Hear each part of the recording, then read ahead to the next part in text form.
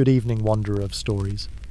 Tonight, we spiral backward, through the centuries, into the crowded, crumbling tenements of ancient Rome, where the dawn breaks, not with the gentle chirping of birds, but with the scream of a donkey tied too close to a wine shop that never closes. The walls around you groan like a hungover gladiator, and the ceiling dust just landed in your mouth. You live here now. You probably won't survive this.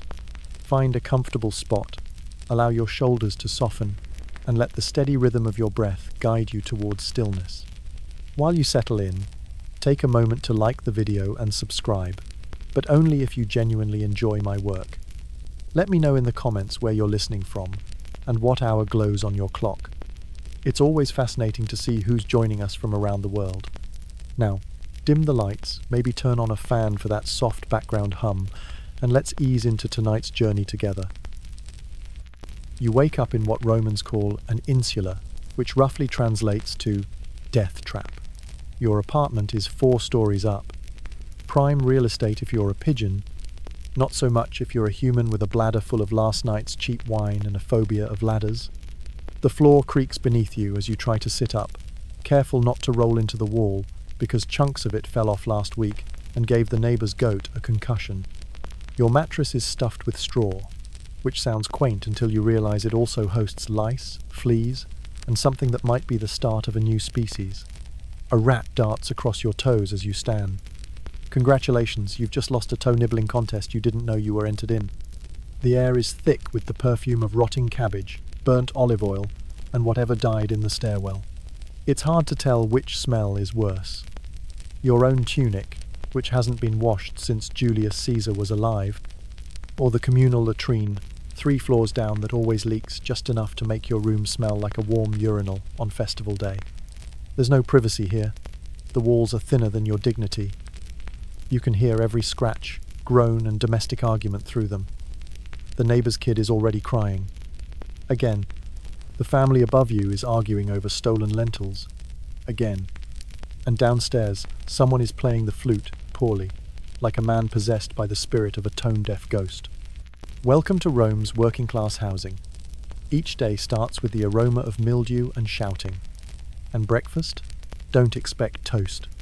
If you're lucky, there's yesterday's crust of bread, so stale it can legally be declared a weapon. Most likely, you'll gnaw on dried chickpeas that could double as slingshot ammo. Coffee hasn't been invented, so your morning pick-me-up is tepid water with a floaty in it and a prayer it won't make you hallucinate again. There's no kitchen. Cooking is banned in these fire-prone death boxes.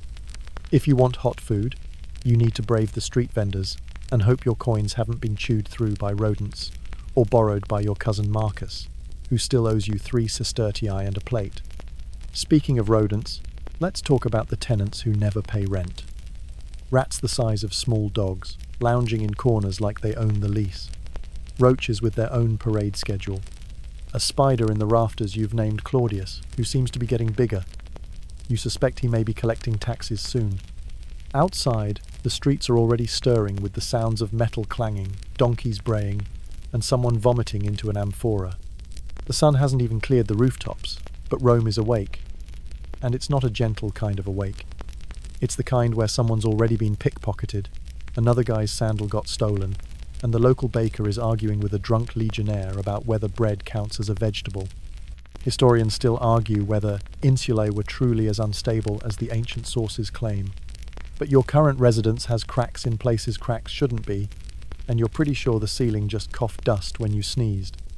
There are no elevators. You descend the stairs carefully, avoiding the suspicious puddle that appeared last week and has since developed a life of its own. Each step creaks. Every board protests. You pass a man asleep with a chicken on his chest. No one questions it. The chicken pays rent. Out on the street, the city assaults your senses with hot wind, shouting vendors, and the not-so-faint tang of horse manure mixed with fish guts. You haven't even gotten to your morning bathroom break, and you already feel like a casualty of civilization. Rome, the shining center of the empire, and you, a barely functioning biped in a tunic that smells like tragedy. And now, it's time to freshen up, or at least, attempt to. You shuffle your way to the latrine, because nature doesn't wait, not even for emperors. You, however, are no emperor. You are a functionally anonymous citizen of Rome, and your choices this morning are limited to shared misery or public shame. The public latrine is already bustling, if that's the right word for a room filled with people pretending they aren't sitting elbow to elbow while doing unspeakable things over a communal gutter. You hesitate at the doorway, not because of modesty, Rome isn't big on that, but because of the smell. It hits you like a chariot to the sinuses. Ammonia, mildew, something metallic, and the unmistakable tang of disappointment. You step inside anyway, because what else are you going to do? Go in the stairwell and risk being fined for unlicensed bodily discharge. You sit on a cold marble slab with a hole in it, arranged in a long bench with no dividers. It's basically an open-air chat room for your bowels. The person next to you nods politely while scratching something you hope isn't contagious. It is. Now comes the highlight of the Roman hygiene experience, the torsorium. It's a sponge, tied to the end of a stick, shared, communal, passed around like a cursed relic. It rests in a bucket of vinegar water, which theoretically disinfects it. Theoretically. In practice, it's a damp bacterial time bomb that has likely touched more rectums than a Roman census taker. You use it anyway. You don't make eye contact with the man who used it before you. You try not to think about who will use it after. Your ancestors survived centuries for this moment, and you're honoring their legacy by dabbing yourself with yesterday's microbial soup. Outside, you head for the nearest thermae, the Roman bathhouse, because somehow, after that, you still don't feel clean. These public baths are the pride of the empire, architectural marvels with soaring arches, intricate mosaics, and pools of tepid water full of other people's regrets. Everyone comes here. Senators, slaves, merchants, criminals, all stripped of clothing and dignity. You hand over a worn coin to the balneator, who looks at you like he'd rather throw you into the furnace. You shuffle into the apoditerium, the changing room, which is a fancy term for a large stone hall where everyone's naked, and everyone's sandals are somehow worse than yours. You undress and place your clothes on a wooden shelf. You will never see your belt again. The air inside is humid, thick, and smells like warm, wet limestone and man. You move into the frigidarium first, the cold room because nothing says wake up like goosebumps and regrets. The water is clear, sure, but the man next to you is vigorously scrubbing his armpits with a brick, and a child is definitely peeing into the pool. You pretend not to notice. Next, you slide into the tepidarium, the warm room, where people lounge like overcooked noodles and try to look important. Someone is loudly explaining Galen's theory on humours and why his phlegm imbalance is responsible for his wife's headaches. You nod, as if you understand, and move on quickly to the caldarium, the hot bath. The caldarium is a foggy sauna, filled with men who have no sense of personal space. The floor burns your feet, the steam burns your lungs, and the guy beside you is hacking up something you're certain has been extinct since the Punic Wars. Historians still argue whether Roman baths actually helped or hindered public health. Right now, your vote is firmly in the hindered category. You scoop a ladle of hot water over yourself and try to scrub your skin with oil, because that's the Roman method. Soap is for the uncultured. An attendant known as a strigillarius offers to scrape your skin with a curved metal tool, the strigil. It sounds relaxing. It isn't. He drags the strigil down your back with the tenderness of a butcher removing fat from a cow. You're now missing most of your dead skin, a bit of your dignity, and possibly a mole you were fond of. You exit the caldarium breathless and slippery, fumbling for your stolen sandals, only to discover they've been replaced with a smaller, smellier pair. You accept your fate. Your new sandals are haunted. Before you leave, you pass through the latrines again. Yes, bathhouses also have their own. A redundancy, perhaps, but Romans were very efficient in their public misery. Someone has vomited in the vinegar bucket. The sponge stick floats on top, looking like the saddest pool toy in history. Back on the street, your skin is pink, your sandals don't fit, and you're beginning to feel the early symptoms of whatever disease is currently making the rounds. Smallpox, maybe. Or one of the many delightful fevers transported through shared towels and mysterious foot fungus. Someone sneezes nearby. You flinch like you've been shot. You stop by a local taberna. Not to be confused with a tavern. This is a food stall, not a bar. A man named Lucius serves something that looks like porridge, smells like regret, and tastes like it's been reheated over disappointment. You decline. You still need to get to work. But before that, you need water. Rome has aqueducts, great marvels of engineering. Running water for the masses, praise the gods. But the lead pipes, oh yes, those famous Roman lead pipes, might be slowly poisoning you. Historians still debate whether lead poisoning contributed to the fall of Rome. You're just wondering why your teeth feel loose. You take a sip from a public fountain, ignore the child bathing in it, and swallow what feels like half a pound of grit. Refreshing. By now, your stomach is grumbling, your head aches, and you've remembered your due at the construction site. You've also remembered you forgot to bring your work tunic, which is unfortunate, because your boss, a man who resembles an angry oak tree in human form, has no patience for late workers who smell like communal bathwater and don't own a proper chisel. You sigh. Your skin is clean, technically. Your immune system has been stress-tested. Your bowels have endured public theatre. And your sandals are a cursed joke. And it's only mid-morning. The Roman Empire might be civilized, but civilization, it turns out, is really just a well-organized catastrophe. You're starting to miss your disgusting tenement room. But don't worry.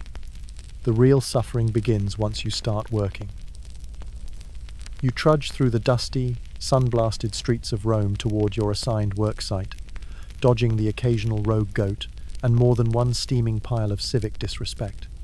There are no traffic laws, of course, and certainly no pedestrian zones. Carts whip by inches from your ankles, pulled by donkeys that have seen things, and driven by men who haven't bathed since the founding of the Republic. One grazes your shoulder and doesn't even slow down. You mutter something in Latin that would get you smacked in a nicer forum. Your job, if you can call it that, is construction. Specifically, you're part of a crew repairing a section of collapsed aqueduct just outside the city. The good news? You're technically employed. The bad news? Your employer considers safety equipment to be superstition and fair wages to be comedy. Your tools consist of a blunt chisel, a mallet that's more splinters than handle, and the ever-trusty Roman spirit of get over it. You arrive at the site already sweaty. The foreman, a man named Publius, with a neck like a boar's thigh and a permanent sunburn, greets you with a grunt and a gesture that either means get to work or prepare to die, possibly both. There's no shade. The sun is punishing. Not a gentle summer warmth, more like the vengeful eye of Apollo himself, glaring directly into your soul. You squint through the dust storm kicked up by your fellow labourers. Some slaves, some paid workers, all equally miserable. You haul stones heavier than your will to live. The blocks are rough, jagged, and suspiciously warm, like they've been absorbing heat just to spite you. Your hands blister within minutes, the leather of your gloves long since worn down to flappy optimism. Your feet ache in your second-hand sandals, which offer less protection than wet cardboard and more emotional pain than your last attempt at dating. The job is simple. Lift rock, haul rock, stack rock.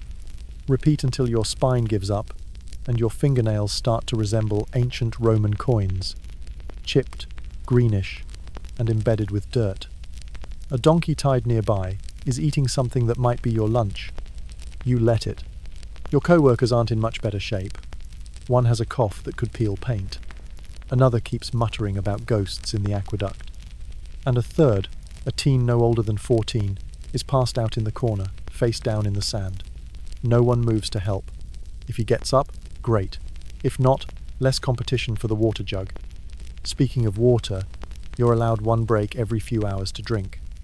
The water is lukewarm, slightly metallic, and stored in a cracked clay jar that may or may not have doubled as a chamber pot last week. You drink it anyway, because thirst has a way of lowering your standards. The foreman shouts again. He doesn't use names, just gestures and guttural bellows. You heave another stone into place, only to smash your thumb with the mallet. It swells instantly. There's no ice. There's no first aid. There's just pain, and a quick glance to make sure no one saw you cry. This, you realize, is the life of the working Roman. Unless, of course, you were born wealthy. Then your day involves reclining on cushions, debating Stoic philosophy while servants fan you with palm fronds. Historians still argue whether Roman labourers were compensated fairly. You argue they weren't compensated at all, unless you count blisters and early arthritis as part of the benefits package. The workday continues. The sun rises higher. Your shadow disappears. You lose track of time. The only way to measure the hours is by how many of your muscles have stopped cooperating. Around midday, the scent of overcooked onions wafts from a nearby food vendor, which is the closest thing you'll get to motivation today. And then, of course, there's the occasional visit from a Roman official. Usually some bored bureaucrat who comes to inspect the work while wearing sandals more expensive than your entire wardrobe and asking questions like, "Why is this aqueduct still broken?" You try not to answer with sarcasm, because that's a flogging offence. One such visitor stops by this afternoon, accompanied by 2 scribes and a personal parasol holder. He glances at the rubble, sniffs the air like it personally offends him, and declares that if the aqueduct isn't done by the festival, heads will roll. He doesn't specify whose. You assume yours is on the shortlist. Eventually, mercifully, the sun begins its descent, but there's still more to do.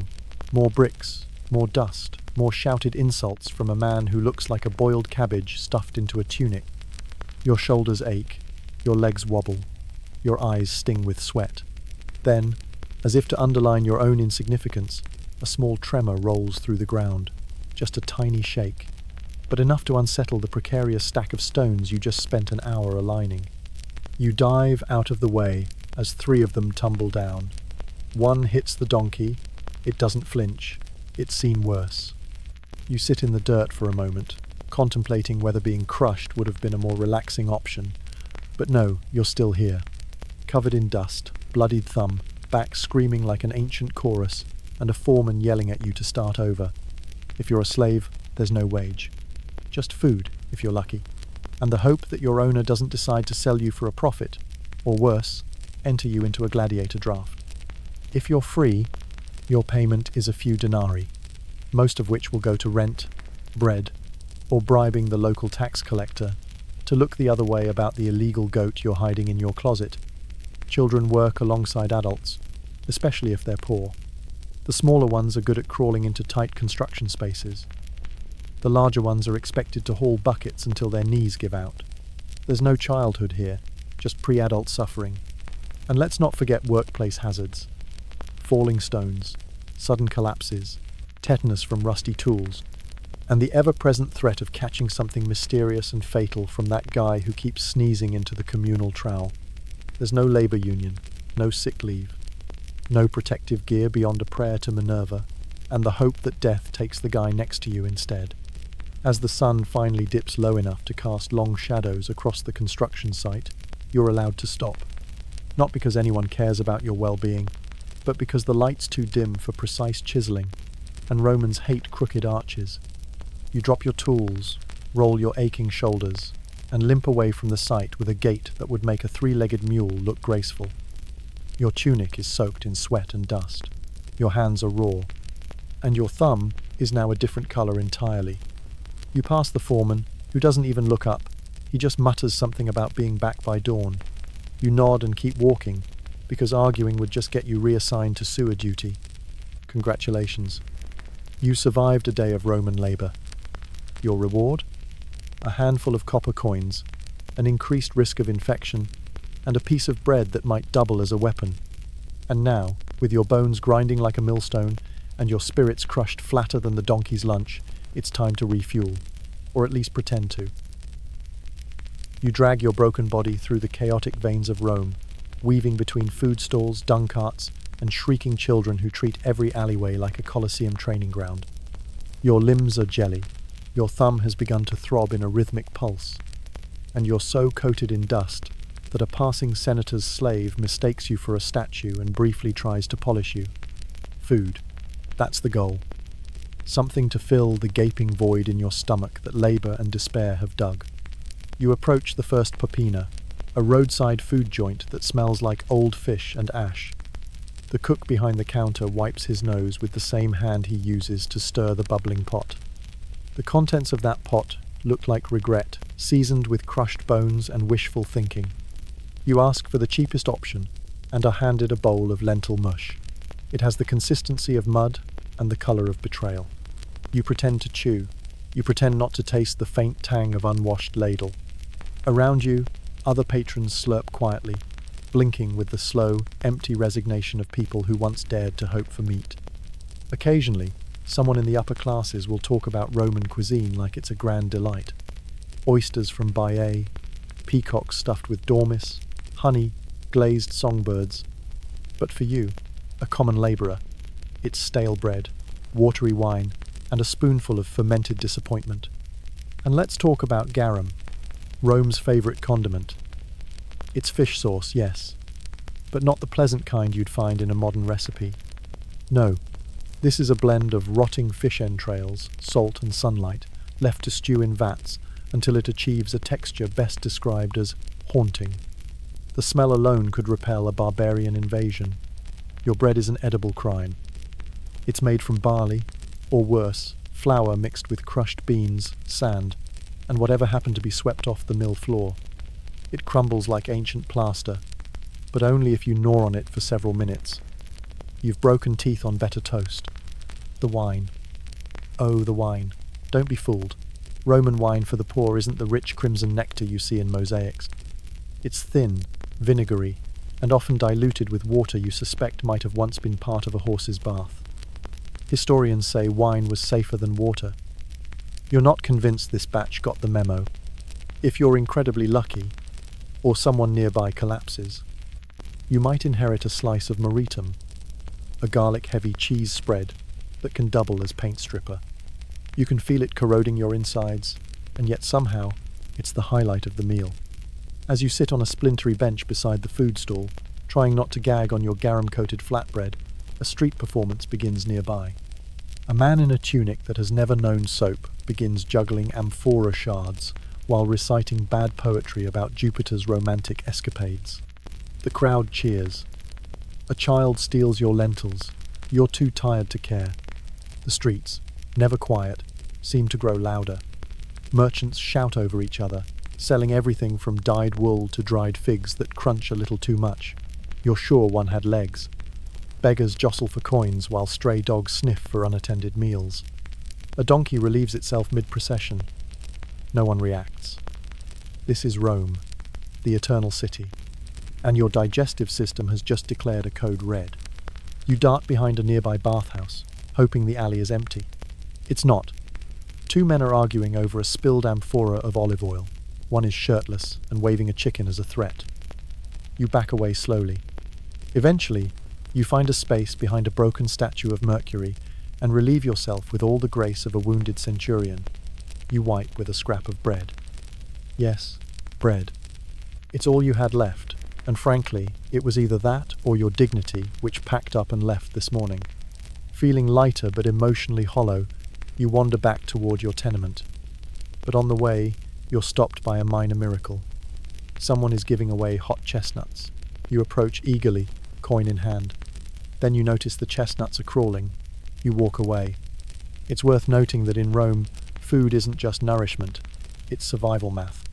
One bad fish, one mouldy hunk of cheese, one misidentified mushroom, and you're curled up in your insula, waiting for death with nothing but Claudius the spider to comfort you. Food poisoning is rampant. Preservation techniques are rudimentary. There are no refrigerators. Meat is salted, smoked, or dried, often poorly. Milk sours within hours unless it becomes cheese. And even then, it's more gamble than delicacy. You once saw a man hallucinate for 2 straight days after eating spoiled goat curd. He still insists he met Minerva in a pile of laundry. And let's not forget the Forum, Rome's bustling market square, where the rich shop, the poor watch, and everyone breathes in a potent blend of fresh produce, raw sewage, and crushed egos. You pass through it now, clutching your meagre satchel, dodging nobility who parade through like they own the marble beneath your sandals. One flicks an olive pit at your feet. It's probably worth more than your tunic. You pause by a stall selling libum, a kind of honey cake. You want it so badly your hands shake. You check your coin pouch. 3 battered asses and a bit of lint. Not enough. You consider stealing it, but the vendor has a cudgel and a suspicious eye. You walk on. Dinner, if it can be called that, will be whatever scraps remain in the communal pot back home. Usually lentils, sometimes turnips, always disappointment. Your neighbour cooks it over a fire that threatens to choke the entire floor with smoke. Last week someone found a tooth in the pot. They didn't lose one. You pass a group of children playing a game involving sticks, a dead bird, and deeply troubling laughter. One waves at you. You wave back and keep walking. You're too tired to ask. Back in your insula, the stairwell smells of urine and roasted nuts. You hope one of those smells is an illusion. Climbing the steps feels like ascending Mount Vesuvius without legs. Your arms scream. Your back locks. At one point you hallucinate being carried by centaurs. Then the vision blinks, and it's just your neighbour Publius, offering you a swig of wine that smells like cleaning vinegar. You decline. Inside your room, the air is thick and unwelcoming. You light a small oil lamp and sit cross-legged on your straw mat, watching a beetle climb the wall like it owns the place. It probably does. Dinner arrives. It's a shared affair, meaning 8 people, 1 pot, and a lot of passive-aggressive glaring. You ladle out your share and try not to think about the fact that it tastes exactly like the floor of the bathhouse. At least it's warm. As the fire sputters and someone begins loudly recounting their day's gossip, apparently Tiberius tripped in the forum and blamed the gods. You let your eyes close for a moment. You're full, sort of. You're warm, maybe, and you've survived another Roman meal without dying. It's almost a victory, but the night is far from over. The sun has finally dipped below the rooftops, staining the sky a shade of orange that might be beautiful if it weren't also the colour of smog, ash, and whatever keeps floating up from the Tiber this week. Your limbs ache, your thumb looks like a failed grape, and you're so coated in a fine paste of sweat, dust, and despair that birds have started avoiding you. But don't get too comfortable. Rome doesn't believe in restful evenings. The city comes alive at night. Not in the charming, romantic way you might imagine, but in the please don't get stabbed for someone else's wine debt kind of way. You wander toward the Colosseum, Rome's centerpiece of public joy and legally sanctioned violence. It's game night, a spectacle, a festival, a blood-soaked nightmare wrapped in marble columns and civic pride. You're not even sure why you're going. It's not like you enjoy it. But in Rome, if you don't attend public entertainment, people start asking questions. Like, are you a Christian? Or worse, are you plotting something? The crowd grows as you approach. Hundreds, thousands of people pouring in from every direction. Drunks leaning on pillars, vendors shouting over each other selling roasted chickpeas and questionable meat on skewers. Children with sticky hands run underfoot, one of them screaming about a gladiator named Ursus, who apparently bit someone's ear off last week. You step around a puddle that smells suspiciously like fear and anchovies. You reach the gates, herded like cattle into the arched entrances, clutching your entry token, a tessera made of bone. You earned it by promising 3 days of labour hauling marble for a magistrate with a lazy eye and an expensive taste in slaves. It's not a great trade. Inside, the Colosseum looms above you, a giant bowl of stone and sweat, holding 0 people who've all agreed that death is more fun with snacks. You find a seat in the upper tier, also known as pigeon territory. It's the only section where the breeze offers relief, and the odds of being vomited on by a senator are slightly lower. The games begin. Trumpets blare. The crowd roars. You flinch as the announcer shouts something about divine glory through combat. It's hard to hear over the guy next to you who's yelling for someone to lose a leg. His breath smells like fermented sadness. Down below, the arena floor shifts. Sand has been laid down to soak up the blood. You know this because earlier today, you were part of the team that swept up what was left from yesterday's show. Mostly limbs, some fingers, a very confused lion paw. The first match is animal hunts. Venationes, they call them. exotic beasts dragged in from the edges of the empire to be chased, stabbed, and occasionally eaten by men wearing armor thinner than your patience. Today's lineup: a bear, 2 ostriches, and something the announcer insists is a Persian tiger, but looks suspiciously like a very angry, oversized cat. The crowd cheers as a man with a net tries to catch an animal that has absolutely no intention of being caught. He slips. The ostriches attack. The crowd loves it. You feel queasy, and not just because of the flatbread you ate earlier. You're used to death.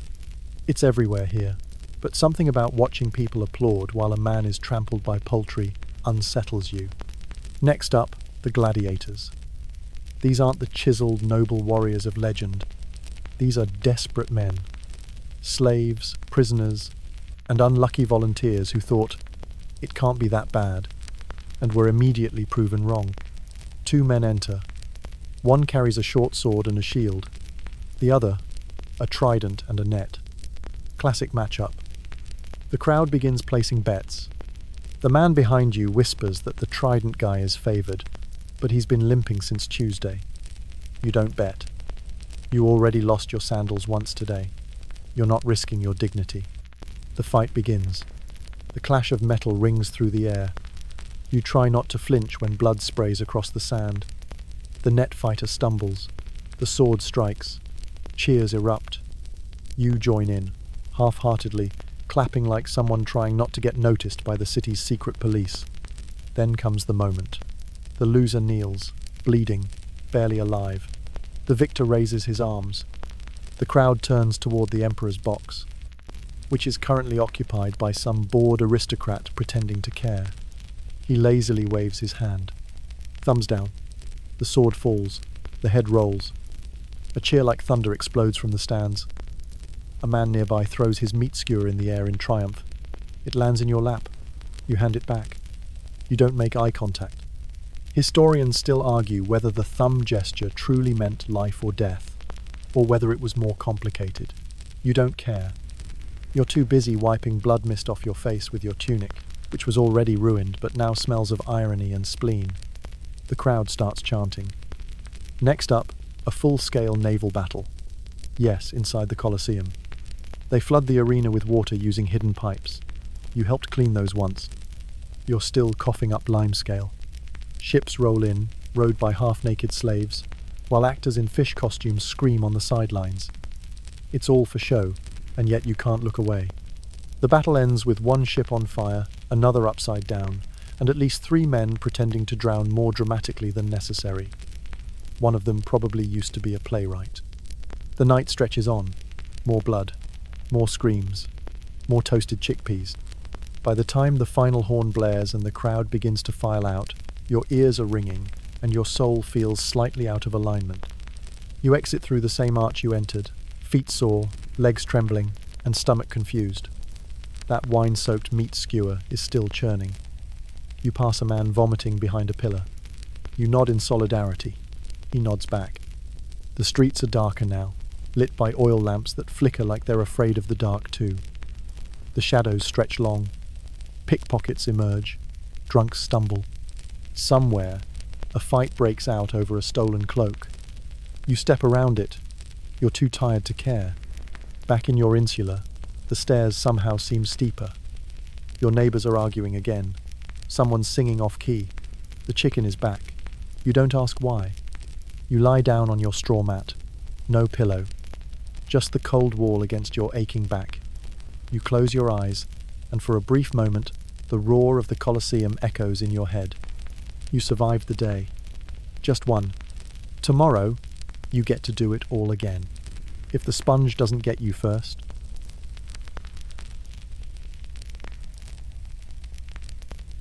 You wake to the scent of pine smoke, damp moss, and something far older. Something wrong. The thatch roof above your head groans under the weight of frost, and your breath unfurls like a ghost into the bitter air. The fire in the hearth has died down to a single glowing coal, yet the longhouse still thrums with tension, as if it too knows what's coming. Somewhere, wood cracks not from heat but from pressure, the kind that builds before something shatters. The bed you've risen from is a lumpy affair of straw and wool. soaked through from a leak that developed during the night's sleet. Your skin is clammy, your toes numb, and your back is now a road map of splinters. Beside you, your cousins still sleep, limbs tangled like eels, snoring with the innocence of those who have not yet been marked. You, though, something has touched you. In your dreams, a tree bled. In your ears, a voice whispered. In your bones, the runes moved. You rise slowly, your tunic stiff with yesterday's sweat and soot. The floor is slick with melted snow. You avoid the worst patches by instinct, though, to be fair, they're hard to miss. Your family lives with pigs, after all. You step over one now. Its eyes blink open, and it watches you with unsettling clarity, as if it too knows the sky is about to fall. Outside, the village is hushed.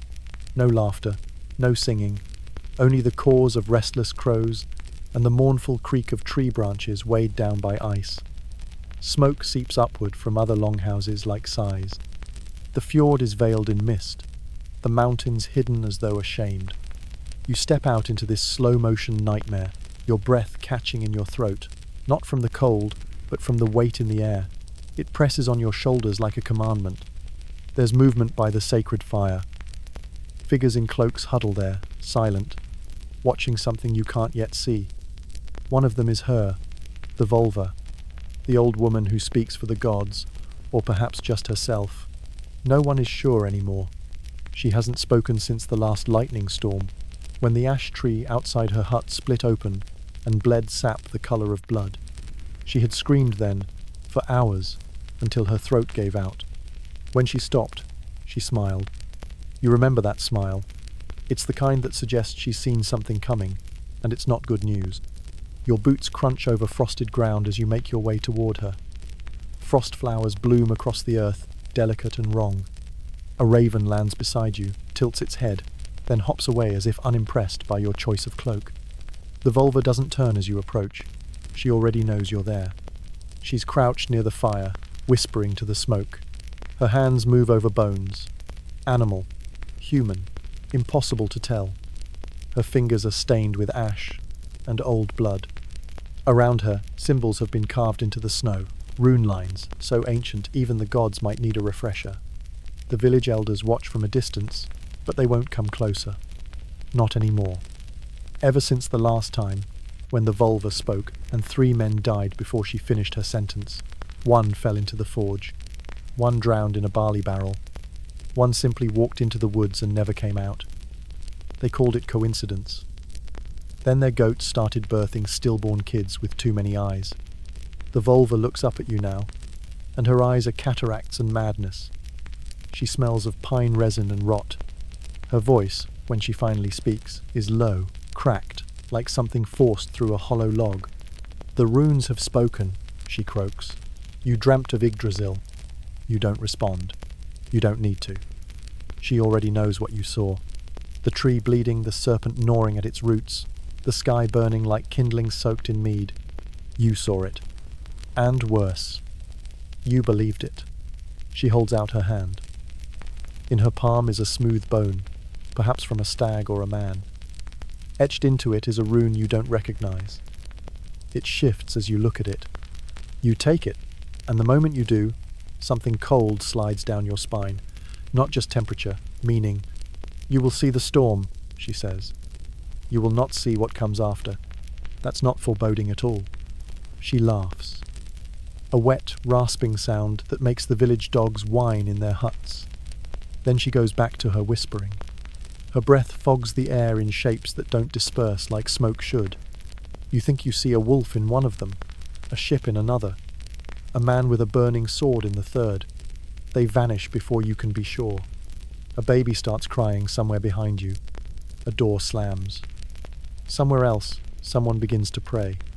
Not to Odin or Thor, but to whatever might be listening. Anything at all. You turn from the Volva, bone still clutched in your hand.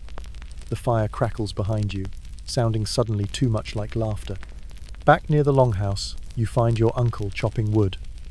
Each swing of the axe lands with a frustrated grunt. He hasn't looked you in the eye since the thunder began 3 days ago. He thinks you've been marked. You don't blame him. You think so too. The cows have stopped giving milk. The hens laid an egg yesterday that was soft, half translucent and cold to the touch. The village dog howls every sunset now. The last trader who came through spoke of sea ice forming too early, of entire settlements disappearing up the coast, and of a wind that smelled of iron and fire. Still, life carries on, as it always does right before it doesn't. The elders plan the winter feast, pretending not to notice the way the goats won't enter the stable. A boy builds a snowman. It has too many arms. You do not ask questions. That night, as you return to your longhouse, the Volva stands once more in the centre of the village. She's naked to the waist, her skin painted in red ochre and ash. Around her neck, bones clatter like teeth. She chants a verse you don't understand, but your bones seem to. They respond like tuning forks to thunder. She speaks of Fenrir, his jaws stretched wide, of Jörmungandr rising from the sea, of Loki breaking his chains and laughing into the flames. She names the gods and curses them. She spits in the fire and dares Thor to strike her. He doesn't. Yet. The villagers watch from the shadows. No one speaks.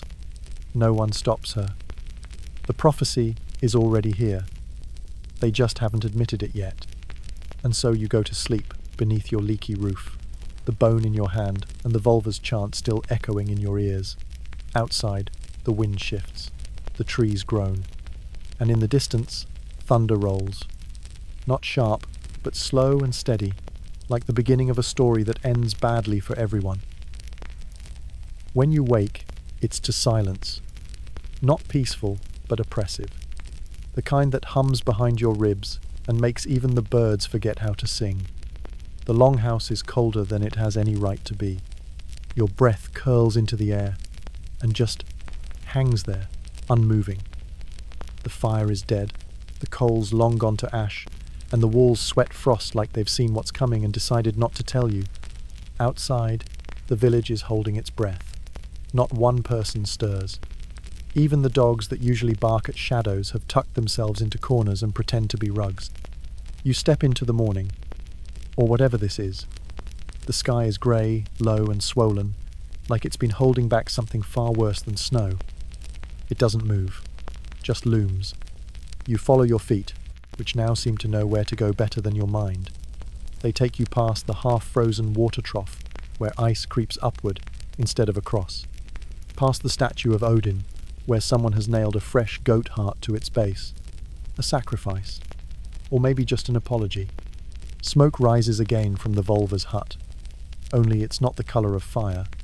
It's greenish, faintly glowing, drifting against the wind instead of with it. That's not how physics works. But this isn't a day for physics. She stands outside waiting, as if she never went back inside. Her eyes aren't eyes anymore, just pale discs, gleaming like moons in the fog. She doesn't speak at first, just nods toward the mountain ridge where the clouds are beginning to boil. Not roll, not drift, boil.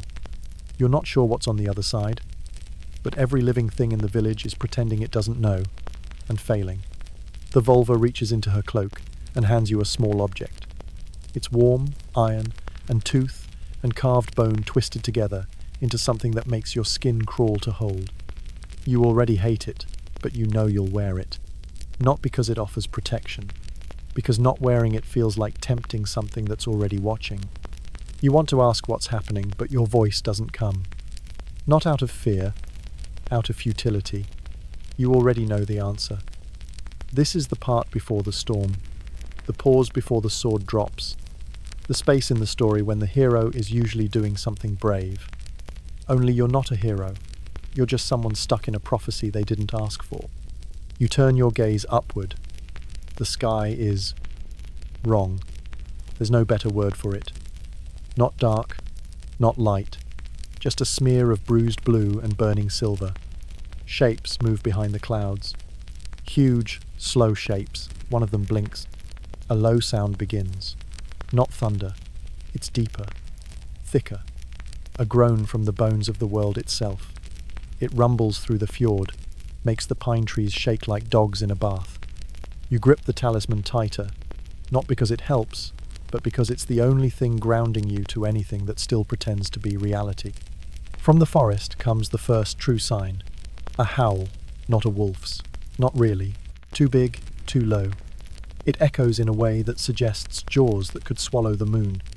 The sound passes over the village like a wind, and everyone feels it. Babies begin to cry. Old men drop to their knees. One of the elders vomits quietly into a basket of turnips. Nobody reacts. You find yourself walking again, because what else is there to do? The people gather around the central fire pit, eyes wide, movements twitchy. The chieftain is trying to sound brave, shouting instructions, calling on Thor to protect them. No one listens. Even he doesn't believe it. His voice is cracking like bark under frost.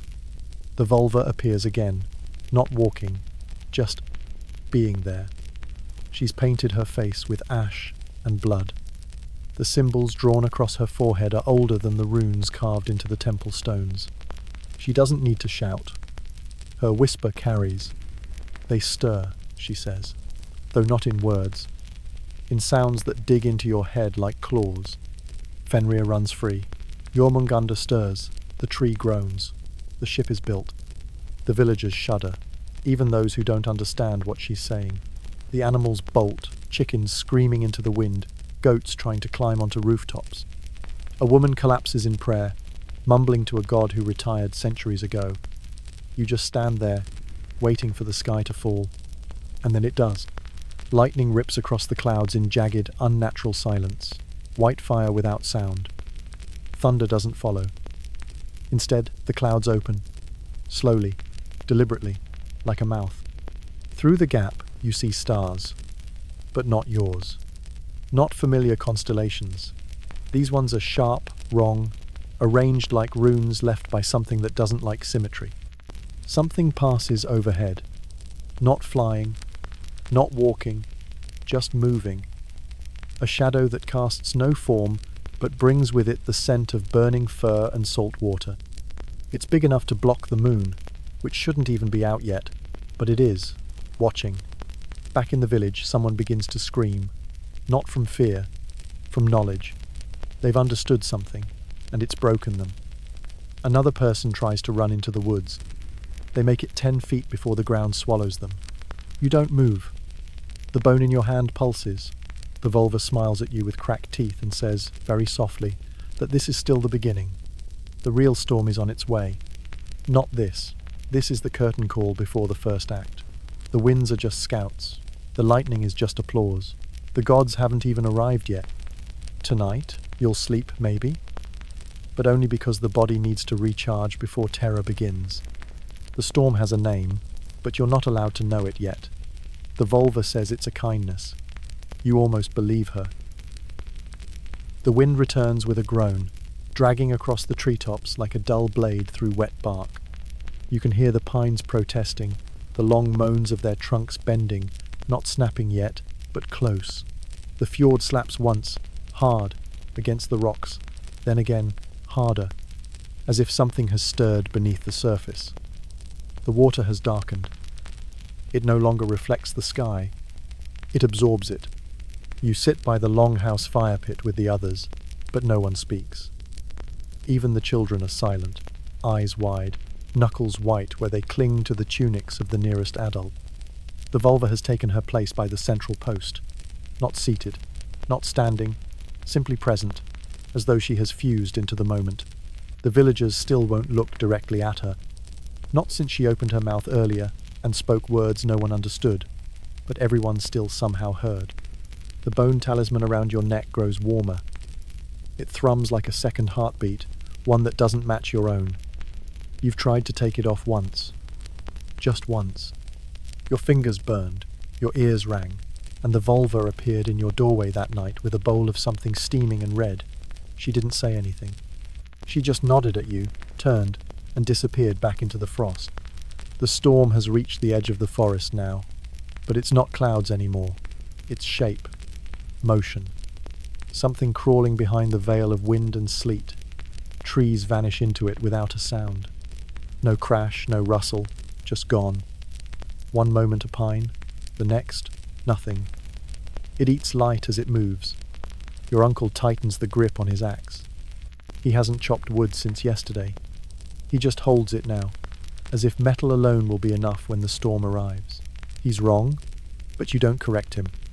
Let him have the illusion a little longer. From the forest line comes a sound like hooves, but wrong. Too many of them. Too fast. The rhythm is off, like a heartbeat that forgot how to beat. You all freeze. The dogs growl, then whimper, then vanish into the houses. A shadow moves along the edge of the village, large, four-legged, maybe, or six. You don't get a good look. It disappears between longhouses, leaving behind a trail of frost so thick it freezes the moss in seconds. The chieftain sees it too. He starts muttering something about offering, protection, bargains with the gods. The gods aren't answering. At the edge of the gathering circle, a group begins preparing a sacrifice. A goat, old and limping, but it bleats nervously as they lead it forward. The Volva watches without blinking. Someone hands her a blade carved from obsidian and bone. She accepts it like it's a memory. The air thickens as she raises it, and the goat stops struggling. Its throat is slit cleanly, expertly. The blood pours onto the ground, sizzling slightly as it hits the cold.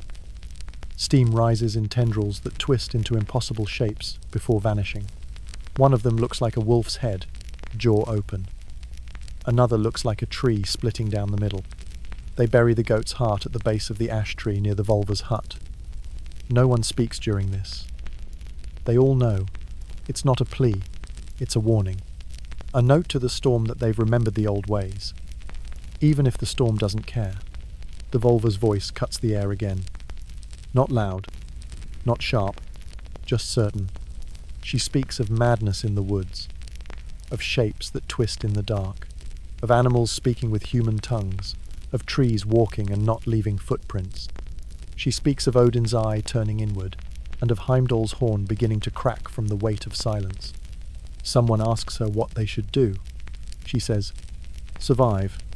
Someone else asks, how long? She smiles. A long, slow smile that has nothing to do with comfort, until the wolf eats the sky. That clears it up. As night begins to press in, the storm pulls back just slightly, almost as if it's gathering breath. But the damage is done. The air smells of metal and rot. No birds return. The village feels thinner, like someone scraped away part of it with a dull knife. A scream echoes from the direction of the path to the fjord. Sharp, high, human, then another. You run toward the sound with others, axes drawn, hearts pounding. At the shoreline you find nothing, just footprints in the mud that end abruptly at the waterline. No body, no splash, just absence. A ripple moves across the fjord, as though something massive just slipped beneath the surface. Back at the village, a fire has started. No, not started, appeared. A longhouse, one of the oldest, is burning without fuel. The flames are white and make no sound. The snow around it isn't melting. People try to put it out with buckets, snow, anything. It burns anyway. The Volva watches from a distance, murmuring words in a tongue that may predate the gods themselves. She clutches a bag of bones in one hand, tossing one occasionally into the snow like she's tracking something that only she can see. Her lips don't move with the words. They simply fall from her mouth like leaves in a windless forest. Your hands shake as you eat dinner that night. It's salted fish, dry bread, and a turnip that's frozen in the middle. Nobody says grace. Nobody argues. Nobody complains that the fish is more bone than meat. They just eat in silence, chewing like survivors rationing the last crumbs before a long siege. That night, around the fire, someone finally cracks. A young man, barely old enough to grow a beard, starts laughing, high-pitched, fast. He says he saw something behind his house, something with no face and too many fingers. No one believes him. Everyone believes him. The laughter turns into sobbing, then into screaming. It takes 3 people to hold him down. The Volva doesn't look at him. She drops another bone onto the snow and watches how it lands. Her lips twist into something halfway between a smile and a warning. That night, as you lay on your straw mat with the talisman around your neck burning like a coal, you dream. of fire raining from a sky torn open, of wolves wearing human skins, of a tree cracking down the center, while birds fall like stones from the branches. You wake with blood in your mouth. You bit your tongue in your sleep, or something else did. The Volva is standing at your door. She says it's time to prepare for the last night before the end begins. You don't ask how she got in. The Volva moves the way frost spreads, quiet, uninvited, and impossible to stop once she's near. Her feet don't make a sound as she crosses the dirt floor, the bone pouches and teeth charms on her belt clacking softly like a language only ghosts understand. The hearth glows with a dull, sour light, though you're sure you never lit it. The flame flickers green. She tells you to follow. Not with words, just a nod. You don't argue. Arguing with the Volva is like arguing with the tide. You'll lose, get wet, and possibly drown. Outside, the village has gathered again, though no one speaks. They stand in clusters, wrapped in cloaks and dread. The wind has stilled once more. Snow falls straight down now, like ash shaken loose from an ancient sky.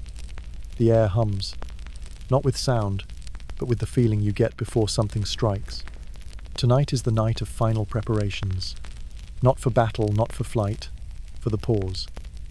The sacred hush before the world breaks open. You watch as the chieftain and his men drag bundles of offerings to the center.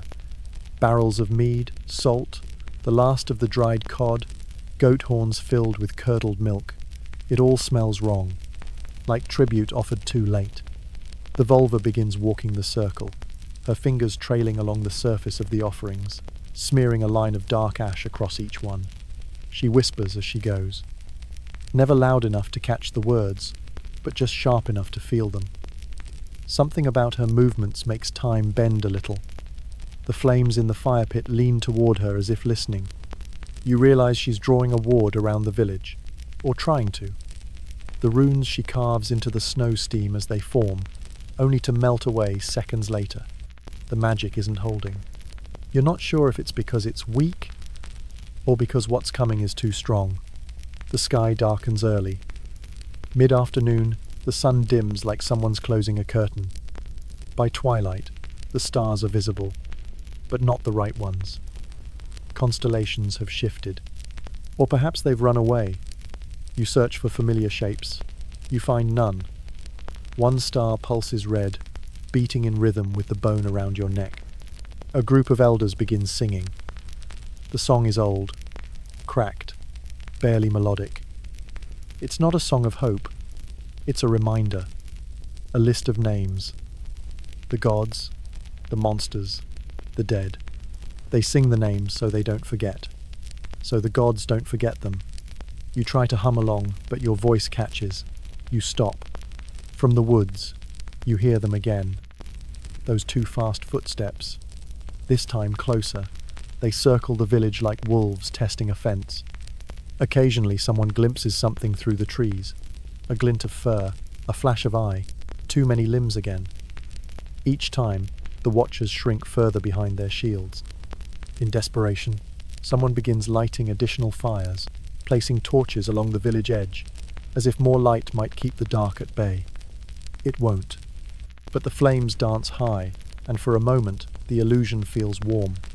The Volva returns to the center. Her cloak now hangs heavy with snow. Her eyes are distant, her voice louder now, though not in any human language. She throws handfuls of herbs onto the fire. It hisses and flares, the smoke curling into forms that should not hold shape, but do. You see a great tree, cracking, a serpent vomiting sea, a god with half a face, a wolf with chains hanging from its jaw. Then the smoke collapses, and all that's left is the firelight and your heart beating like a war drum. She begins the last ritual. Everyone kneels, even the warriors. The children are silent, their wide eyes reflecting flames. The Volva pulls a long dagger from her belt. It's made of something black and shiny, not stone, not metal. It hums when she holds it to the firelight. With one swift motion, she slices her palm and lets the blood fall into the flame. The fire screams. You all freeze. Even the snow stops falling for a moment. Then it changes. The color, the shape, it becomes a hollow, like a tunnel. You peer in and see something that makes no sense. A mountain on fire, screaming men in golden armor, a ship with a wolf chained to its mast, a woman made of bone standing in the bow. The Volva collapses, hands twitching in the snow. Steam rises from her mouth. She speaks again, slower this time. Each word costs her. Each breath shudders. She says the tree is broken. She says the frost will come first, then the fire. She says the wolf is already loose, and the serpent is circling beneath the waves. She says the gods will fall, and the world will end, and then something worse will begin. No one breathes. She points to the mountains. You turn. There, silhouetted against the not moon, is a figure. It's massive, towering, humanoid, but wrong. Its eyes glow like twin suns, and its breath turns the air to mist for leagues. It doesn't move, just watches, waiting. The Volva whispers one last word. Then she goes still. Someone sobs. Someone else throws up. You don't move. You can't. The fires crackle. The wind shifts. And in the distance, the howl begins again. Closer now. Not across the fjord. Not in the woods. Somewhere between the longhouses. You run to your dwelling, but not for shelter. Shelter is a myth now. You grab what you can, a cloak, a blade, the pouch of salt you've saved since autumn. You strap the talisman tighter around your neck, even as it burns hotter than ever. Outside, people begin sealing their doors. Barricades are built, not to keep the storm out, to keep whatever's inside from getting out. The chieftain orders quiet, no more fire, no more singing, just silence. As if stillness might trick the storm into thinking you're already dead. You lie on your mat, eyes wide, heart thudding, the cold seeping through the walls, as if the night itself were licking the wood. The Volva's final word rings in your head. Not a warning, not a plea, just a name. One no human should know. But now, you do. The longhouse breathes with you, wood creaking softly in time with your chest, as if the building itself is bracing for impact.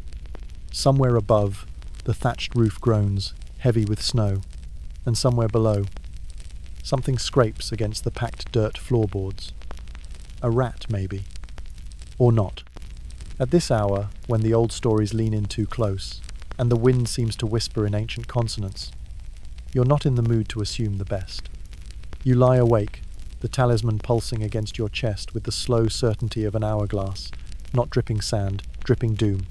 You don't sleep. Not really. You drift. You spiral. One moment you're blinking into the darkness. The next you're not sure if your eyes are open or shut, because either way you see shapes. Not dreams. Not visions. More like memories from a world that hasn't happened yet. In one blink, you're standing at the edge of a frozen sea, watching a serpent the size of a mountain slide silently beneath the surface. Blink again, and the sky above you is on fire, while wolves run through trees that burn blue. In another, you're face to face with a man whose eyes are stars and whose mouth is a blade. He speaks, but the sound is just a bell tolling in reverse. The cold deepens. Not ordinary cold, not the kind cured by fur or fire. This is a deeper chill, bone deep, soul adjacent. Your breath fogs, then freezes mid-air. You hear it fall to the floor with a faint clink. Someone outside coughs, then goes silent too quickly. A door creaks open, then nothing. You rise, not because you want to, because staying still feels more dangerous. You wrap your cloak tight and open the door to a world changed. The snow no longer falls. It hovers, suspended like flecks of dust in an undisturbed room. The air is utterly still. The stars above no longer flicker. They stare, unmoving, fixed in unnatural positions. The constellation of the hunter has been replaced by one you don't recognize, a wolf with two tails. The village is awake, but silent. Doors are ajar. Torches smoulder low, forgotten in their holders. People move slowly, as if sleepwalking or waiting. Your breath feels too loud. You find yourself drawn to the center once more. The fire pit still burns, but no one tends it. The Volva lies beside it, her body wrapped in cloth, her arms crossed over her chest. Someone has closed her eyes, a rare kindness. A group of villagers stands nearby, staring at the fire as if it's a window. A child points and says something about ships in the flames. No one corrects him. You follow his gaze. The flames don't dance. They drift, forming shapes with the ease of wind through wheat. You see a ship, long, black, its sail stretched wide, too wide, woven from something you pray isn't skin. The ship doesn't ride waves. It glides through storm clouds, lightning forked across its bow. On the deck, shadows move with deliberate slowness. One of them turns. Its face is a skull with antlers. You step back. The fire returns to ordinary. Or what passes for ordinary now. You want to ask someone what's happening, but no one meets your eyes. Not out of cruelty, out of fear that names might summon things best left unnamed. You keep moving, toward the fjord. You're not alone. A few others have gathered there, quiet shapes along the frozen shore. The water has turned to glass again. No ripple, no current. You can see your reflection in it, but it doesn't move when you do. It watches. Then the sky changes. Not a storm, not a sunrise, just wrong. A tear opens. Wide, black, and rimmed with fire. Light bleeds through, but not warmth. The stars rearrange again. This time they spell nothing. They just scatter. From the mountains comes the first horn, low. So low it makes your ribs buzz. The villagers fall to their knees, not in reverence, in defeat. Another horn answers from across the sea, closer, higher pitched, more frantic. This is the call, the waking of things too old to forget, the signal to beasts who've waited beneath the roots of the world. A third horn sounds. This one is from within. You don't hear it, you feel it. In your spine, in your teeth, in your talisman, which now burns against your chest with the heat of a forge.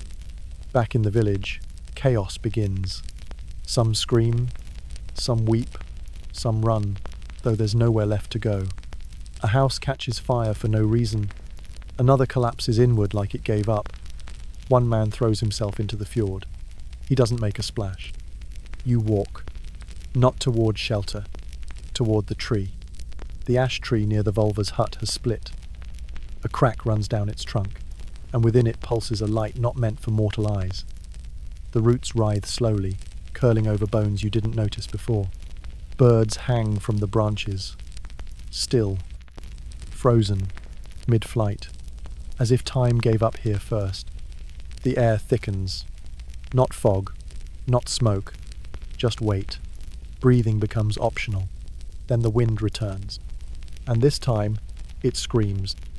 It barrels over the ridge like a thing released, slamming into the village with a roar that topples huts and rips roofs like paper. Snow becomes shrapnel. You drop to your knees and shield your face as debris flies past. Splinters, thatch, a bowl, someone's goat. The air smells of blood and pine resin and iron. Above, lightning splits the sky into halves. The stars vanish entirely. The sun, if it was ever real, has gone out.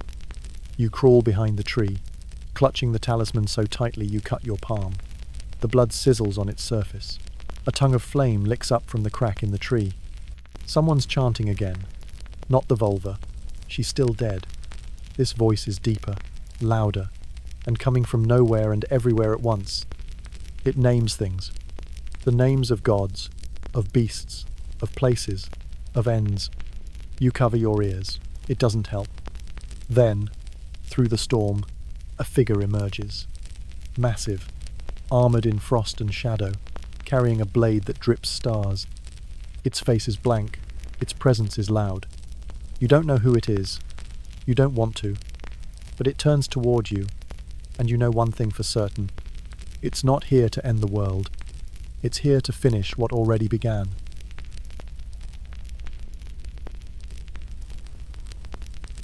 You wake before the sun, which is appropriate, because in this castle the sun is merely decorative.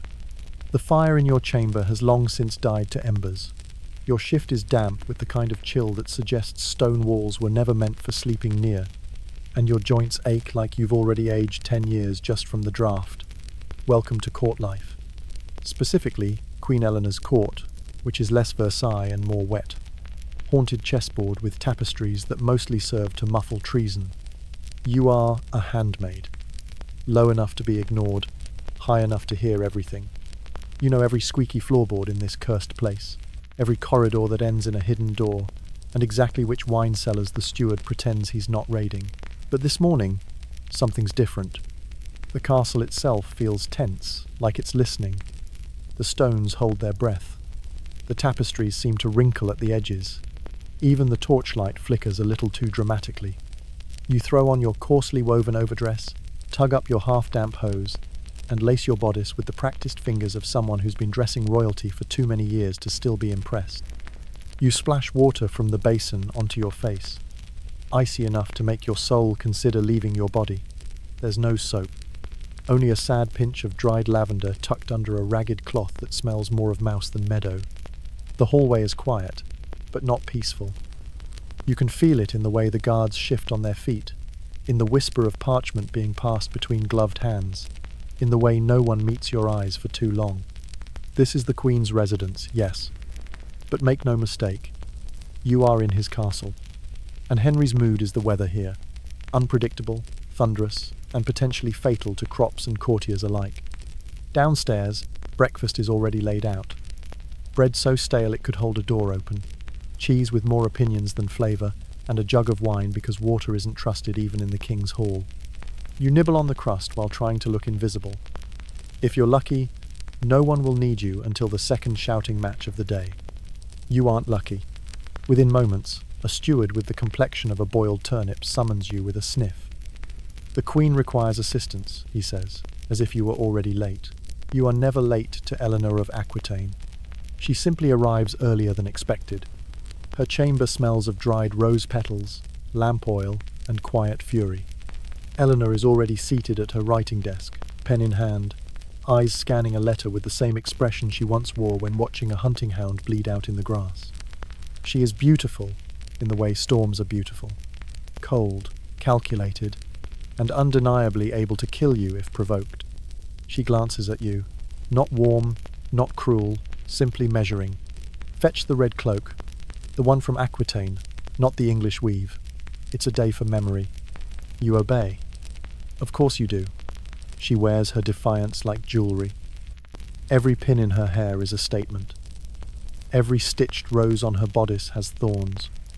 Her rings click against the desk as she folds the letter. You pretend not to notice the seal, broken hastily, the wax still soft. You definitely don't notice the signature, which may or may not be from one of the Queen's famously rebellious sons. This is how your days go now. The Queen smiles, but it's not joy. It's war disguised as wit. Henry and Eleanor have been circling each other for years now. Kings and queens of power, land, lineage, and mutual loathing. Their love story started like a bard's tale, a stolen bride, a French duchess turned English queen. But this is the part of the song where the harp strings snap and someone poisons the wine. Rumours have begun to gather like mildew in the cellar, that the Queen is writing to Louis, her first husband, that she's whispered annulment during her walks, that Henry has threatened to lock her away, that she laughed when he said it. You don't believe them all, just most of them. After breakfast, you're ordered to assist with the Queen's correspondence.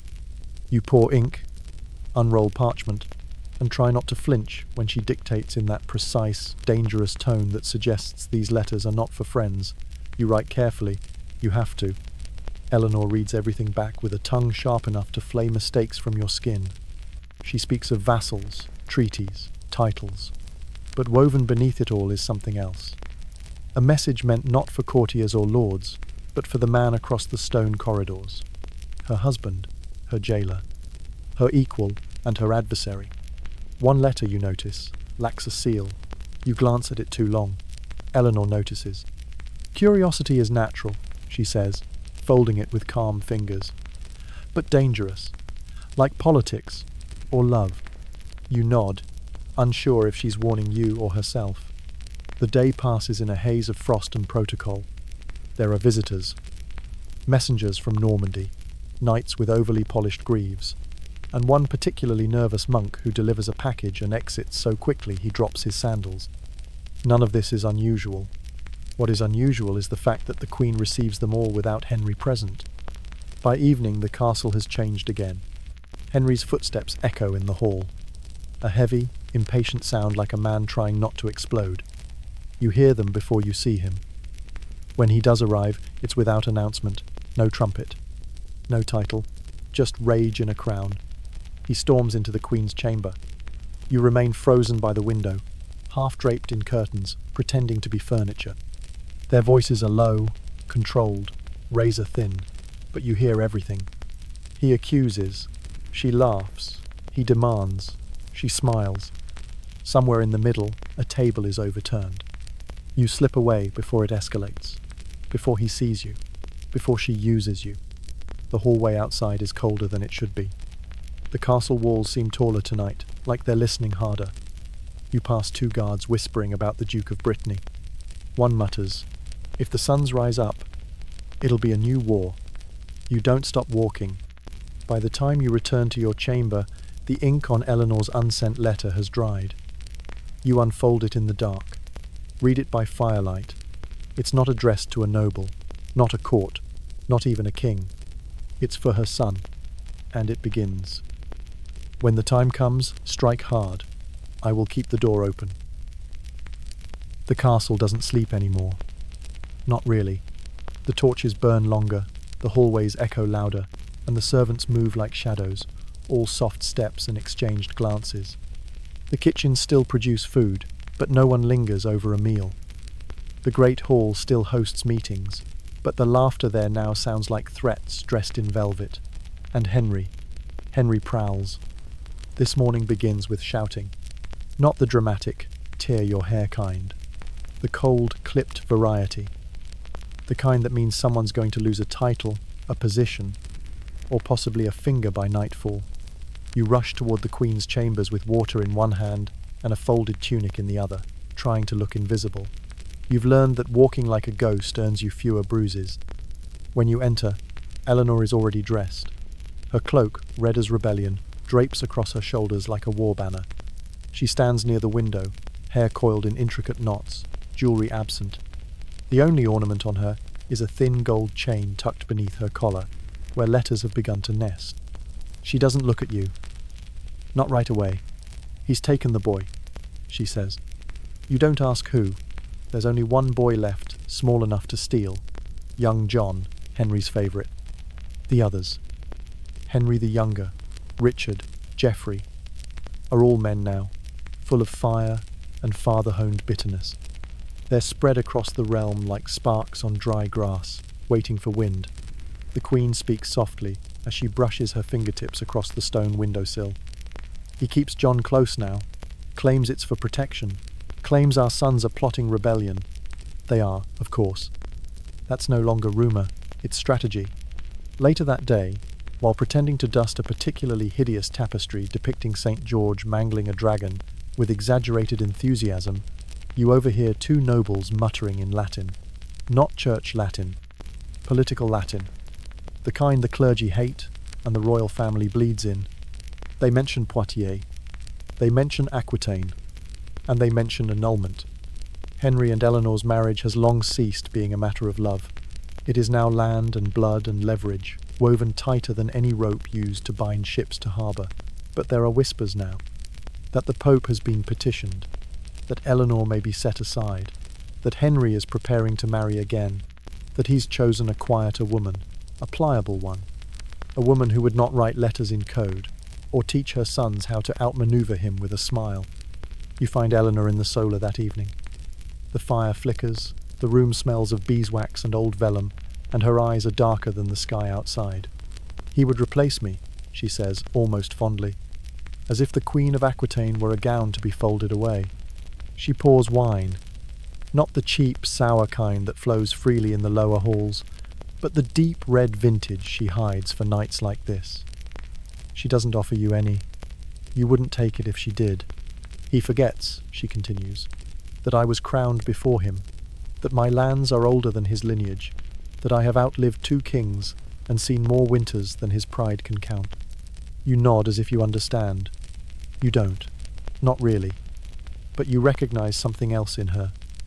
Something that makes your spine tighten. This is not a queen in mourning. This is a general planning, a siege. Rumors become routine. Henry the Younger sends messages demanding control of more territories. Richard sharpens swords in silence and rides south more often than north. Geoffrey, ever the diplomat, begins speaking to France behind everyone's back. But Eleanor, she's quiet, which is never good. It's not until the day a courier arrives with 3 sealed letters, one for Brittany, one for Anjou, one for Paris, that the tension in the castle knots tighter than a monk's belt. You catch a glimpse of the handwriting. It's hers. You follow the courier to the stables, pretending to look for a missing saddle pin. You watch as he rides out, back straight, pace swift, face blank. You know that face. That's the face of someone carrying more than parchment. That's the face of a man who's seen what's coming and knows not to blink. That night, Henry dines alone. Eleanor doesn't appear, nor do several of her ladies. You're one of the few still in the Queen's service, brave, or stupid, enough to remain. You serve wine with a shaking hand. The king doesn't look at you, but you feel it anyway, the weight of suspicion. 2 nights later, everything burns. Not literally, not yet, but the news arrives that Henry the Younger has raised his standard, that Richard is moving troops in Aquitaine, that Geoffrey has aligned himself with French interests. Henry shouts so loud it echoes off the chapel stonework. Several courtiers flee. A candle is knocked over. A table is flipped. And then he arrests Eleanor. No trial, no ceremony, no justice. Just steel and silence. They come for her in the middle of the night. You're there. You're always there. She looks at you once as they bind her wrists, gold rings still glinting. She doesn't speak. She doesn't scream. She nods, as if to say, "It's begun." You don't see her again for weeks. The castle shifts in her absence. Henry moves through it like a storm without direction. The halls feel hollow, despite the growing guard presence. Messages fly in and out, horses collapse from overuse, and no one makes eye contact longer than they need to. The rebellion, they say, is real now. Henry wages war on his sons. Eleanor rots behind stone, moved from castle to castle, always under watch. Still, rumours persist. She speaks to crows, they say. She carves maps into her bread crusts. She's sending messages through the embroidery on her tunics. The guards search everything. They find nothing. Because Eleanor isn't loud. She doesn't need to be. She has already planted the seeds. All she needs now is patience. And queens, especially former ones, have time. You sometimes pass the room where she was kept before the move. The air still smells like her. Wine and ash. You think of her final glance, that unreadable look as they dragged her away. And you realize something. She wasn't looking back. She was looking forward. The war drags on, as all family squabbles do. Only this one costs lives and crowns. Henry, red-eyed and thinner by the week, moves like a man surrounded by smoke. He speaks to no one unless he's issuing orders, which he delivers through clenched teeth and with a tone suggesting that if the kingdom won't bend, he'll just burn it down and rule the ashes. You stay quiet, careful, invisible. That's how servants survive this kind of thing, by becoming furniture. Dustable, movable, but never noticed. Still, you listen, always. By now, the sons have turned the chessboard upside down. Henry the Younger campaigns like a prince, trying to earn his name in blood rather than birthright. Richard holds the south, defiant, digging his heels into Aquitaine like it's his spine. Geoffrey whispers with the French king and carves alliances like a butcher carving meat. And Eleanor. Eleanor is still locked away, moved from one royal residence to the next, each a little colder, a little more remote. Henry has ordered her silenced, her letters intercepted, her household reduced, but her absence echoes louder than her presence ever did. The court buzzes like a hornet's nest. You'd think she ruled from exile, because she does. You still see the messengers, slipping past torchlight, vanishing behind chapel doors. One carries a velvet pouch shaped suspiciously like the Queen's personal sigil case. You don't say anything. You never do. But you start to notice things. Guards who change sides mid-watch, steward ledgers altered overnight, the map in the Great Hall now missing 3 counties, all loyal to Henry the Younger. And then comes word from Normandy. Henry's campaign has stalled. His sons have allies, real ones. Eleanor's old connections, ancient favours, debts not forgotten, dukes who still remember her rule, ladies who once shared her table. Even some barons begin to murmur that perhaps the Queen had been more clever than anyone gave her credit for, which is of course the first mistake they made, underestimating her. You catch Henry pacing alone near the chapel one morning. His hair, once thick and proud, now clings to his scalp in stressed waves. His hands shake, not from age, but fury. He speaks aloud without realizing it. "She poisoned them," he mutters, to no one. "She turned them against me." He's not wrong. But it wasn't poison. It was patience. Eleanor's rebellion wasn't waged with blades, but blood. With children raised like daggers, honed on royal tension, and pointed back at their father's heart. What Henry thought was loyalty had been resentment biding its time. He begins calling her the old serpent now. Not to her face, obviously, but often enough. In documents, in court, in dreams, probably. You hear it muttered in corners and shouted across the hall. But the thing about serpents is, they're hard to kill, and harder to forget. Years pass in this way. Rebellion ebbs and flows. The sons turn on each other as much as on their father. Geoffrey dies suddenly. Henry the Younger follows, his insides rotting from what might be dysentery, or the weight of expectations finally eating him alive. Richard remains. Richard, the lion with a crown in one hand and vengeance in the other. When news reaches the castle that Richard has aligned with the French king, again, Henry breaks a chalice and bleeds on the throne room floor. You're the one who cleans it. He doesn't thank you. It's the first time you see him cry. Not for the betrayal, but for the fact that he finally understands he has lost. Not just a war, but everything. And worse, he knows exactly who beat him. And she's still alive. You wonder what Eleanor thinks when she hears the news. That 2 of her sons are dead. That one now marches against his father. That the Pope, in his gilded wisdom, still doesn't annul the marriage, as if afraid of offending someone who holds a pen sharper than most swords. But you don't wonder long, because one morning before dawn, the castle erupts into activity. Torches lit, horses saddled, doors flung open. You're nearly trampled by a servant carrying a velvet cloak you recognize from Aquitaine. Eleanor is returning, not as prisoner, as queen. She arrives at the castle gates, flanked by knights. Not many, just enough. Enough to make a point. She wears no crown. She doesn't need one. Her hair is silvered now, yes, and her face lined by years of confinement. But her spine is straight, her mouth is tight, and her eyes are terrifying. You are summoned to her chambers before she even unlaces her boots. She remembers you. Of course she does. You help her remove her cloak. You notice the stitching on the inside. A map. Tiny. Threaded in silver. You don't ask what it marks. She tells you to bring parchment, ink, and something sweet. Not honey. Something from Poitiers. A memory. She writes without pause. A letter to Richard. A message to the French king. A correction to the royal annals.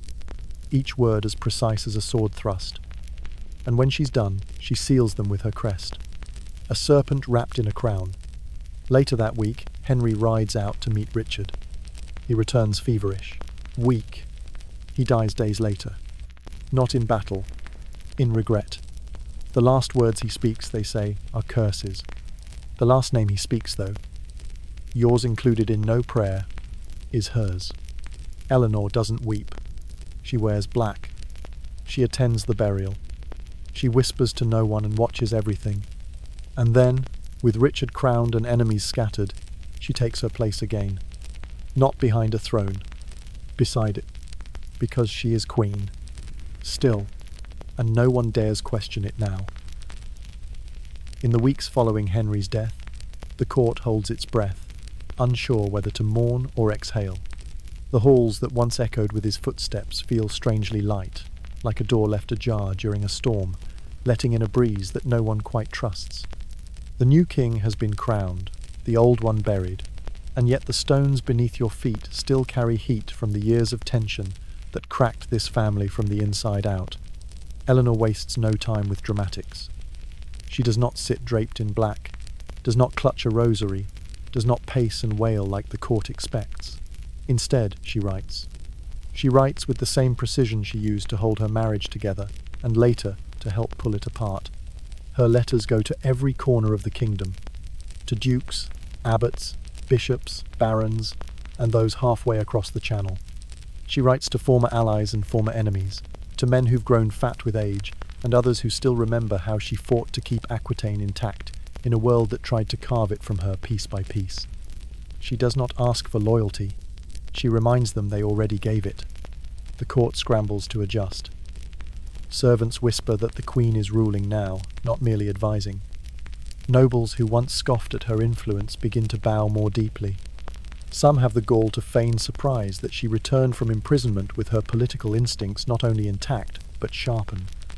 Others say nothing at all, realizing too late that while Henry ruled by fire, Eleanor reigns with the slow inevitability of falling snow. Quiet, cold, and capable of burying entire landscapes before the thaw comes. You, a fixture of her inner chambers, are busier than ever. Eleanor speaks little to the courtiers, but she speaks often to you. You write letters until your fingers stain with ink and blister from pressure. You prepare her clothes, which are no longer selected for ornamentation but for intent. When she wears fur, it is to remind people she commands winter trade routes. When she wears silk, it is to signal ties to Eastern luxury markets. Every hem and clasp is a paragraph. Every brooch is a signature. It is Richard who sits on the throne now, his crown a freshly forged thing that still fits awkwardly on his warrior's head. He rules with the confidence of a man raised on battlefield stories, but he turns to his mother for counsel when diplomacy requires more than a sword. His letters to her are deferential, though never overly warm. He respects her, perhaps even fears her in the way sons sometimes fear their mothers, when they realize too late they've inherited more than a jawline. The nobles call him Lionheart. Eleanor calls him my son, with equal parts pride and appraisal, as if always weighing whether the throne fits him or merely flatters his vanity. She knows power makes strange bedfellows, and even stranger children. Meanwhile, court life adjusts. The bards sing of reconciliation and rebirth.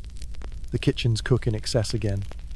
Banquets resume, though the laughter is forced and the smiles twitch at the edges. No one forgets how many bodies were left along the path to this coronation. Even fewer forget who arranged for their placement. Occasionally you see her stop and gaze out over the gardens, where the roses bloom despite the lateness of the season. In those moments you catch glimpses of someone older, wearier, perhaps even briefly sad. But it's a fleeting expression, one that vanishes the moment a steward calls for her attention. The Queen cannot afford melancholy, not now. Her survival has come through movement, through purpose, through relentless adaptation. Nostalgia is a luxury reserved for women who were never queens. Her reputation travels faster than her messengers. In Italy, they call her the shadow behind the crown. In Aquitaine, she remains the duchess who never bowed. In England, she is both legend and cautionary tale. A woman who outlived her kings and whose sons still orbit her like moons, caught in a quiet gravitational pull. One evening, well past the hour when the court retires to its candlelit corners, you bring her parchment and honeyed wine. She is not in bed. She is in her study, seated beneath a tapestry so old the gold threads have faded to copper. She doesn't look up as you enter. "He will leave," she says after a long silence. You assume she means Richard. The new king has begun discussing crusades again, his gaze always pulled eastward by tales of Jerusalem and battle and glory. It's no surprise. He was born with a sword in his hand and a map in his blood. England is a crown to him, not a home. She continues, still not looking at you. He will go, and he will leave me to hold it all together again. You don't reply. She isn't asking for your opinion. She sets down her pen, and for the first time in a while, you notice her hands shaking, slightly. A tremor born not from fear but exhaustion, the sort that only comes from carrying too many empires in a body designed for one. She asks if you've ever seen the sea in winter. You haven't. She tells you it's different, bluer, colder, and somehow louder than in summer. Like it remembers the dead more clearly, like it wants to speak. Her voice drops. She says she once stood on the shore after her first marriage fell apart, the salt wind biting at her skin while she watched a ship disappear with her children aboard, heading toward a father she'd grown to hate. She wonders aloud if they cried, or if they looked back. You do not know how to answer that. Instead, you fold a fresh piece of parchment and hand it to her. She dips her quill again. No hesitation. The next day, riders leave with messages. Some carry orders, others carry memories. One, you suspect, carries a plan meant for a decade yet to come. And through it all, Eleanor remains. Not as a queen in mourning, not as a mother in retreat, but as the one constant in a world that reshapes itself around her. The years stretch on like a tapestry being rewoven again and again with frayed, familiar threads. Richard departs for the crusade as predicted, his presence disappearing from court life like the last warmth of summer sliding into winter. The pageantry of his departure is loud, expensive, and deeply theatrical. Banners fluttering, trumpets wailing, nobles weeping into sleeves they'll later use to sign petitions of complaint. But beneath the spectacle is a deep, unmistakable truth. He leaves the kingdom behind, and in his absence, he leaves you, who to rule it. Eleanor, now approaching the upper limits of what any chronicler dares to call old age, resumes the regency with the same quiet tenacity she once used to outmaneuver dukes and outwit bishops. Her enemies say she's too frail. Her allies say she's more dangerous than ever. Both are correct. She doesn't sit on a throne. She doesn't need to. The power she wields is more insidious than ceremony. It manifests in parchment, riders, and the sudden appearance of guards where whispers once grew too loud. Her authority is never questioned out loud, at least not more than once by the same person. And yet, time marks everyone, even her. You begin to notice her slipping into longer silences. When she reads, she holds the parchment closer. When she walks, the confident click of her boots becomes quieter, less like thunder, more like the rustle of dry leaves. But her mind is sharper than ever. Sometimes, when she dictates letters, you swear she remembers not just what was said at a council meeting, but the precise shape of the man's mouth who said it, and whether or not he had a twitch in his left eye when he lied. She tells you one evening, while reviewing a tax reform letter, that she no longer has the energy for revenge, only efficiency. Then she sends a baron to prison and finishes her wine without blinking. Richard sends word from the Holy Land, mostly requests for money and fewer updates than one might hope. He wins battles. He wins admiration. He accumulates legends like other men collect debts. And he makes enemies, many of them. You suspect sometimes that even Eleanor loses track of how many. When news reaches the court that he's been captured during his return, ransom demanded, reputation bruised, dignity in chains. It's not a cry of panic that goes up, but a soft exhale of inevitability. Of course this happened. This is Richard. Nothing he does is ever straightforward. Eleanor does not weep. She does not rage. She acts. She rides. Nearly 70, bundled in furs and resolve, she rides across the kingdom to raise the ransom. Town to town, monastery to monastery, not begging, commanding. Appealing to duty, to loyalty, to fear. You accompany her, scribbling notes by torchlight, counting coins, avoiding the more aggressive bishops. And always you watch the Queen. The people do not recognize her at first. They expect someone shrunken, fading, more relic than ruler. Instead, they find a woman with a back straighter than theirs, and a gaze that makes men check their family trees for forgotten oaths. She speaks, and no one interrupts. She demands, and no one hesitates.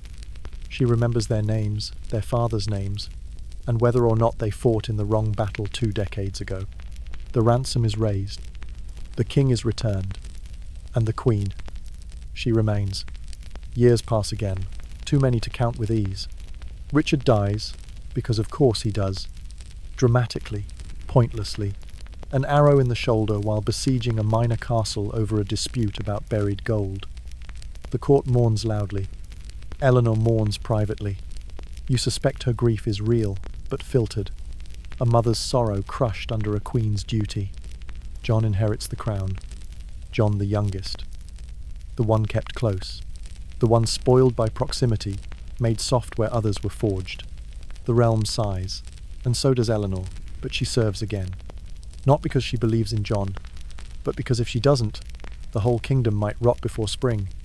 In these final years, her presence becomes something greater than office. She is no longer just ruler, regent, duchess, queen. She becomes memory, living history walking among stone walls. She helped raise and families she helped shape. You still serve her, though now your tasks are fewer. She writes less, delegates more. Her fingers ache in the mornings, and sometimes she stares at the fire long enough that you wonder if she's reading her own life in the flames. She receives visitors even in old age. Abbots, scholars, granddaughters, married off to questionable Spanish royalty. They all come, heads bowed. Many bring gifts. Few bring joy. She keeps only 2 things by her bedside. A worn book of psalms and a letter, never opened. Its seal bearing the lion of Richard. You've asked about it once. Only once. She said some words are meant to be carried, not read. When she finally takes to her bed and does not rise, the castle falls into silence. Not panic, not mourning, just hush. The world seems to lean in, listening for her last command. She dies with her eyes open, a draught rustling the edge of her coverlet, her crown locked away in a chest she once used as a table. You dress her in cloth of gold, brush her hair, pin her favourite brooch, an aquamarine given to her by a man who once tried to conquer everything but her. You help carry her body to the abbey, your arms shaking not from the weight, but from knowing this is the last task she will ever assign. The people gather by the hundreds. Some knew her, most only knew of her, but they all stand in silence as her coffin passes, dust kicking up behind the horses, a trail of memory stretching through a kingdom she held together with blood, ink, and sheer unwillingness to be forgotten. When you return to the castle, the halls feel too big. Her voice no longer cuts the air, her scent, rose and ash, already fading from the fabric she wore. But still, you feel her everywhere. In the hush before council sessions, in the firm way servants carry letters, in the silence nobles keep when considering rebellion. You once heard a bard say she was born before her time. You now realize she brought time with her, unwrapped it, and wore it like armor. And even now, long after the last candle gutters out, she rules, just quietly, as she always did. Now the candle is low, its flicker softening against the stone wall. The storm of politics and betrayals has passed, and all that remains are quiet footfalls in long corridors, parchment curling on a cold desk, and the memory of a queen who refused to vanish quietly.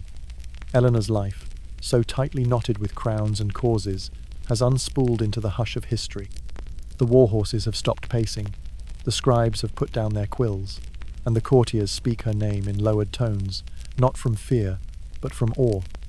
In this soft and fading silence, there's a kind of peace, the kind not earned through triumph, but through endurance, through survival. Let your breath slow. Let the weight of centuries ease off your shoulders. The fire may be dying, but its embers are still warm, still glowing with the trace of stories told and lives shaped. You are no longer among the crumbling castles, or in the whispering court of Eleanor's twilight years. You are here, safe, drifting. Feel your limbs grow heavy, your heartbeat soft. The noise of the day, real and imagined, has ebbed into the distance. What remains is a story concluded, its final page turned, its last line whispered. Let the quiet cradle you now. You've walked through frostbitten stone halls and sat at the edge of rebellion. You've stood beside a queen as she defied a world built to cage her. And now, the lights dim, the walls still, the world fades. Let your body rest, your thoughts dissolve like morning mist, and your breath settle into the steady rhythm of sleep. Tomorrow, there will be other stories. But for tonight, sweet dreams. Wanderer of stories.